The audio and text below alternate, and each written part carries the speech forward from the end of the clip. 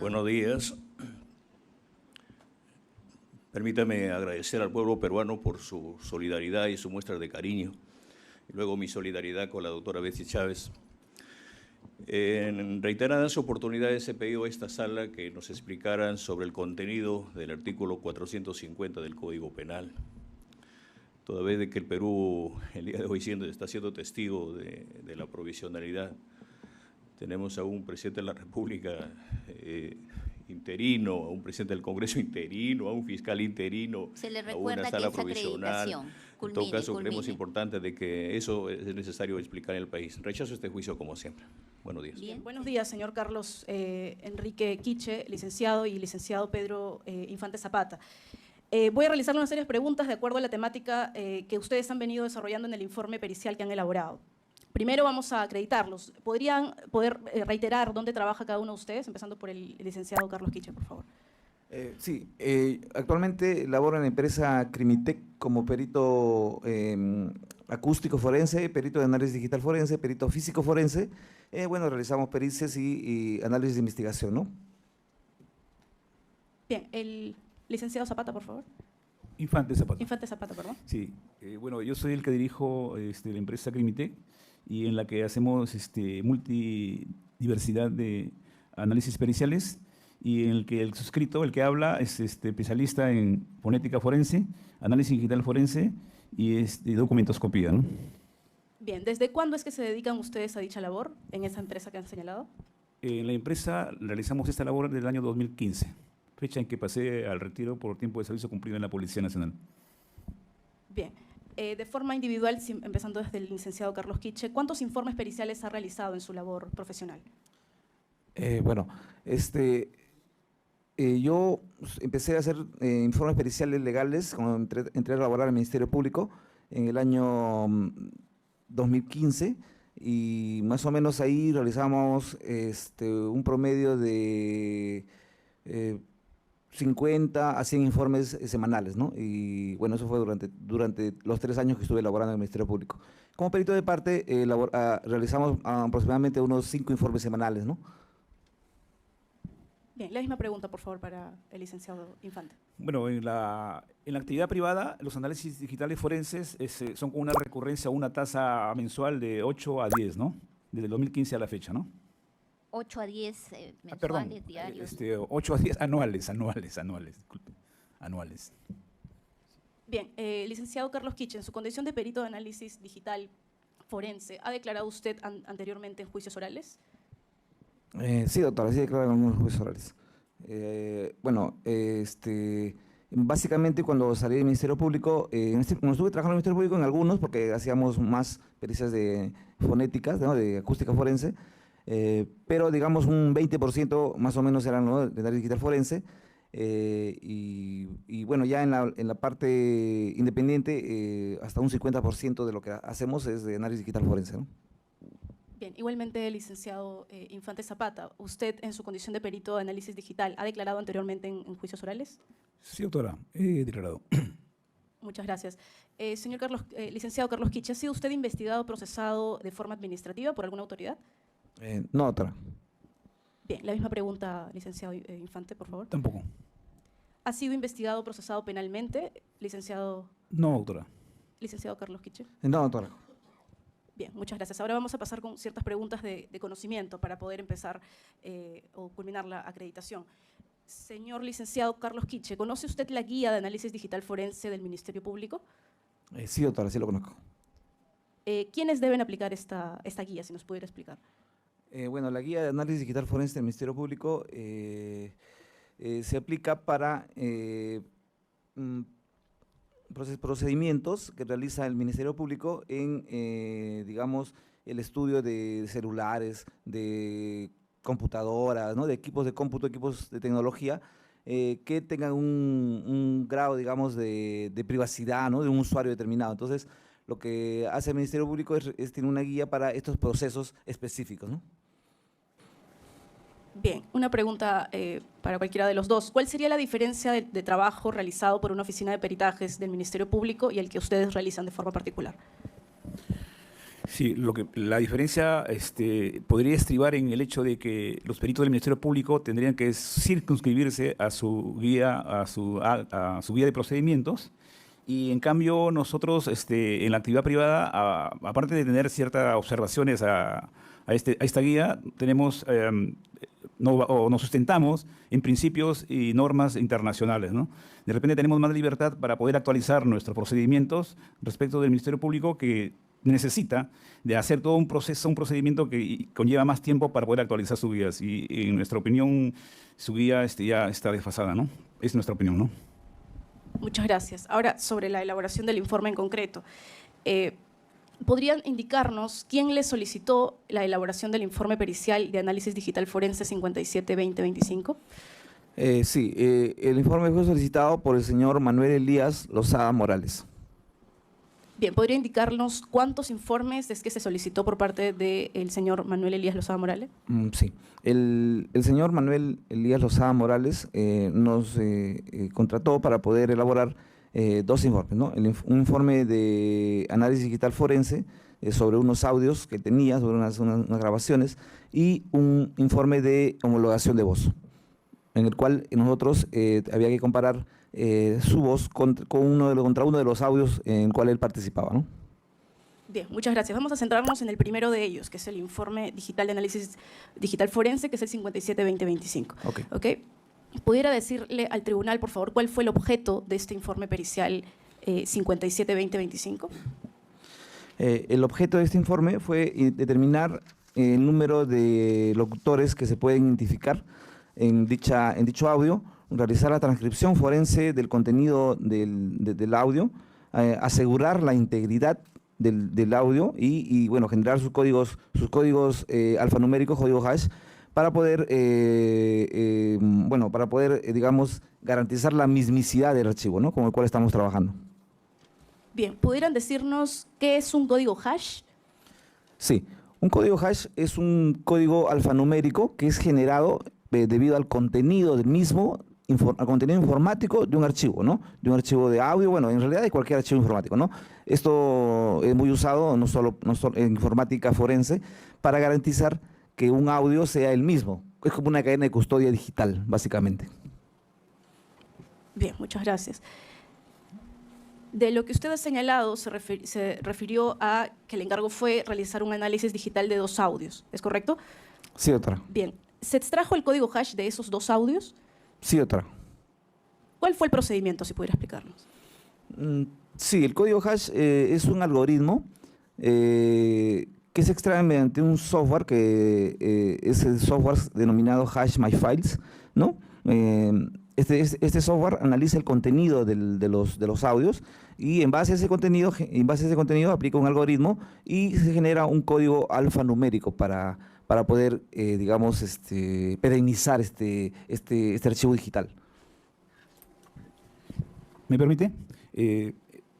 Aparte de lo que mencionó mi colega, el código hash es un algoritmo que te asegura el archivo digital. Es decir, que si este archivo se modifica su contenido posterior al aseguramiento, si este código ya no revela la misma cadena alfanumérica. Entonces, esto nos garantiza que sea intangible a partir de ahí hacia adelante. Es como si fuera un lacrado común y corriente de un sobre manila, que le ponemos la cinta, las firmas, y si se vulnera, entonces la cerradura también ya no es la misma. En este caso es igual. Si el contenido se modifica posterioridad al aseguramiento, el código hash también es diferente. Bien, muchas gracias. ¿Pudiera decirnos el método en concreto que se utilizó para la elaboración de su informe pericial? Sí, hemos empleado el método científico para procedimientos centrados en análisis digital forense de evidencia digital relacionados con la adquisición de datos, extracción, aseguramiento y protección de integridad de los datos digitales que se nos dieron, ¿no?, que se nos entregaron. Bien, ¿puede especificarnos qué muestras exactamente tuvieron a disposición para la elaboración del informe? Sí. Para elaborar nuestro informe tuvimos 2 archivos digitales, ¿no? Uno que tiene el nombre 2022-12, -07, -12, -56, -59, -9029 en formato WAP, .wap. El segundo archivo, tiene como nombre 2022-07-12-07-50-8902 con extensión .wap, ¿no? El formato de los archivos. Esos fueron los nombres de los dos archivos que fueron analizados y asegurados, ¿no? ¿Tienen el mismo formato? Sí, formato WAP ambos. Bien. Señores magistrados, conforme al 378 numeral 5, ya que se está mostrando el informe compartido, para realizar la siguiente pregunta. Señores peritos, ¿pudieran ustedes visualizar, no sé si se puede mover la imagen del USB de color azul que está arriba? Ahí, bien, logran visualizarlo. ¿Ustedes reconocen este USB? Sí, doctora, ese es el USB que se nos entregó para realizar los análisis que hicimos y fueron presentados en el presente informe, ¿no? En el informe que estamos mirando. Bien, muchas gracias. Ahora, respondiéndolo, o más bien, remitiéndonos a la respuesta anterior, usted señaló formato .wap. ¿Qué significa .wap? El formato .wap es un formato de archivo de sonido, ¿no? Me indica que es un archivo de sonido de alta calidad, el de más alta calidad que existe, ¿no? No es comprimido, es un formato completo, no está comprimido, no está alterado, no está, el archivo, digamos, está en toda su extensión, ¿no? Su extensión más natural que existe. ¿A qué se refiere con la posición más natural que existe? ¿Pudiera explicar? Sí, es que yo puedo, por ejemplo, ese archivo convertirlo a MP3, ¿no? Convertirlo a otros tipos de formatos para que tengan, para disminuir la capacidad del archivo, ¿no? Y poder, pero esto también conlleva pérdidas en calidad, ¿no? En calidad del audio, ¿no? O sea, el formato WAP es el formato, digamos, que es el que tiene mayor calidad, ¿no? Y donde se realizan las grabaciones, digamos, en su estado más natural, más con mayor cantidad de información posible, ¿no? Bien. Acá Pedro va. Sí, argumentando un poco más sobre esto, en realidad todos los archivos digitales que existen presentan un formato típico, ¿no? Entonces, se diferencian unos de otros dependiendo de la cantidad de almacenamiento que pueden requerir, ¿no? Y dentro de estos, el archivo WAP es el que más se asemeja a la voz humana en directo para poder preservar todas sus características del habla, ¿no? Los demás, AOC, MP3, MP4, de repente, necesitan comprimir para utilizar menos espacio dependiendo de la característica de su empleo, ¿no? Entonces, por eso el formato WAP es uno de los que tiene más alta calidad y pueden preservar las características del habla, ¿no? Bien, la siguiente pregunta en relación a lo que han respondido. ¿Se encuentran o se encontraron en el estudio que ustedes realizaron alguna alteración o manipulación de los referidos audios que ustedes han precisado que están en formato WAP? Bueno, nosotros realizamos un análisis usando el software Adobe Audition, ¿no? Analizamos los espectrogramas de los audios y bueno, llegamos a la conclusión de que estos audios no han sido adulterados, ¿no? Son originales. Muchas gracias. Ahora vamos a separar las preguntas respecto al primer y segundo audio. Vamos con el primero. ¿Cuál es la duración del primer audio que ustedes analizaron? Estaba con nombre 2022-12-07-12-56-59-9029. Ese es el primer audio, ¿correcto?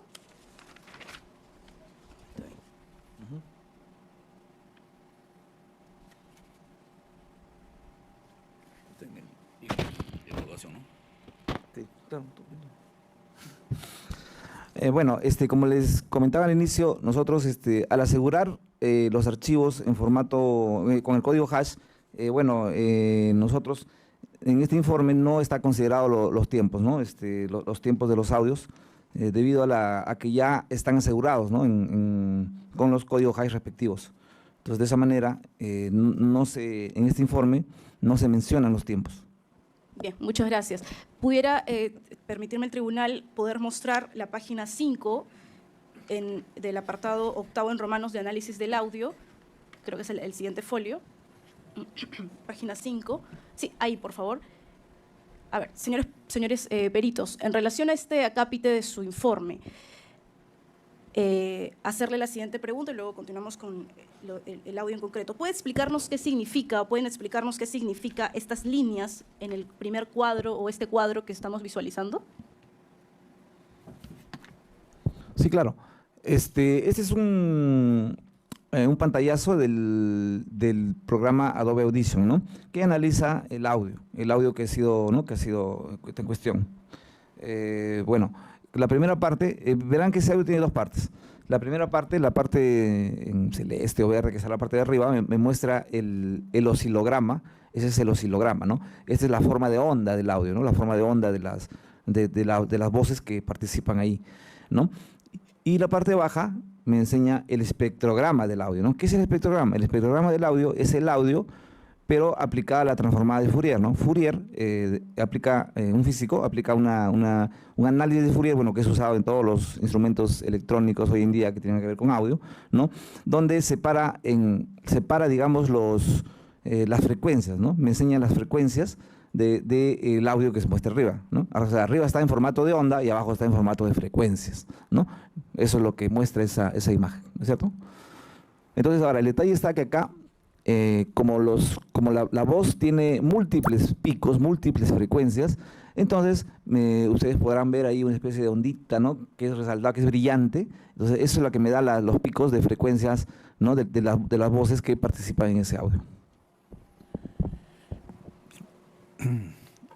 También el espectrograma, aparte del dominio de la frecuencia, nos permite inferir la modalidad de la transmisión. Porque si ustedes se fijan, hay unas zonas más negras que otras en la parte anaranjada. Se ven unas zonas negras típicas de una transmisión denominada half duplex, ¿no? O transmisión radial, que es lo que nos permite visualizar que en esos momentos no hay energía y que otra vez se reactiva cuando la comunicación se produce, ¿no? Entonces ahí podemos ver un espectro típico de una comunicación radial, ¿no? Bien, muchas gracias. Hace un momento señalaron el tema de la duración, que no había sido consignada, entiendo porque se priorizó el análisis propiamente del código hash y bueno, lo que estamos viendo en pantalla. Quería hacerles la consulta y un tema que tiene relevancia en mérito al aseguramiento que ustedes realizaron. ¿Qué pasa, o más bien la pregunta sería, ¿es posible que se cambie la duración de un determinado audio aun cuando sea original, digamos, de la fuente original, yo lo reenvío vía aplicativo WhatsApp, por ejemplo? Objeción. Y en el tribunal pondera que, si bien no está dentro del objeto de la pericia, lo cierto es que los peritos están para ilustrarnos y es un tema interesante respecto de lo que se viene investigando. Entonces, en ese sentido, se declara infundada la objeción, formule la pregunta y que responda. Gracias, señor magistrado. Repitiendo la pregunta, señores peritos, ¿es posible? La pregunta era si era posible que se cambie la duración de algunos segundos o microsegundos de la duración de un audio determinado al reenviarse o enviarse vía aplicación WhatsApp, por ejemplo, u otra aplicación. Sí, doctora. Es una pregunta muy interesante. Fíjese, desde el momento que yo comienzo a emitir mi voz, al ingresar al micrófono, se decodifica y se vuelve a codificar lo mismo cuando salen los parlantes. Ahora, ese intermedio, la analogía de ese intermedio es la aplicación de WhatsApp, ¿no? Cuando se decodifica, hay una pérdida de tiempo, hay retraso también que se le denomina delay, y cuando se reconstruye ya no llega tal cual. Ha habido una pérdida, por eso se llama tasa de pérdida de retorno. Al final de cuentas tenemos unas pérdidas en milisegundos, en algunos casos hasta en segundos en otras, ¿no? ¿Sí? Es por el efecto de la reconstrucción del archivo. Sí. Además de todo lo que dijo mi colega, también hay pérdida, cuando paso un audio por WhatsApp, el WhatsApp, ustedes saben, tiene el ancho de banda más restringido, entonces el ancho de banda es, digamos, la capacidad que tiene el software de transmitir, de la transmisión. Entonces, ¿qué hace? Él trata de reducir en su mínima expresión al audio, ¿no? Entonces, le quita a veces cosas que no son, digamos, relevantes, por ejemplo, la metadata, ¿no? Le quita la metadata, y como dice mi colega, le puede quitar algunos espacios en blanco, ¿no? Que encuentra. Entonces adquiere cierta modificación, ¿no? Siempre cuando hay una transmisión. Por eso, cuando nosotros tomamos una muestra de voz, tiene que ser directa, ¿no? No vía transmisión. O sea, una vez que ya, como yo alguna vez trabajé en el Ministerio Público, yo decía, ¿no? Por ejemplo, yo hablo, me graban Este micrófono es Shure, es lo máximo, es buen micrófono, buena calidad, excelente. Tiene una calidad aceptable para toma de muestra de voz. Pero cuando pasa por acá y alguien lo graba en su casa, ya no tiene la misma calidad, porque ya pasó por el internet, llegó a la casa de alguien y se grabó, eso es totalmente distorsionado. Se da cuenta, ¿no? Puede escucharse bien, pero la calidad para hacer homologación o hacer ya perdió, ¿no? Entonces, algo por el estilo, ¿no? Muchas gracias. Esa pérdida que ustedes han señalado y lo han explicado bastante claro, ¿altera el contenido de un determinado audio? No lo altera porque, como lo dijo mi colega, solamente trata de acomodarse al ancho de banda de transmisión, ¿no? En la transmisión. Tendría que ser un transmisor o un medio de transmisión de baja calidad como para que mutile palabras o frases completas, ¿no? Bien, en este estadio vamos a suspender la audiencia, como lo dijimos, y vamos a continuar el jueves 23. Pedimos encarecidamente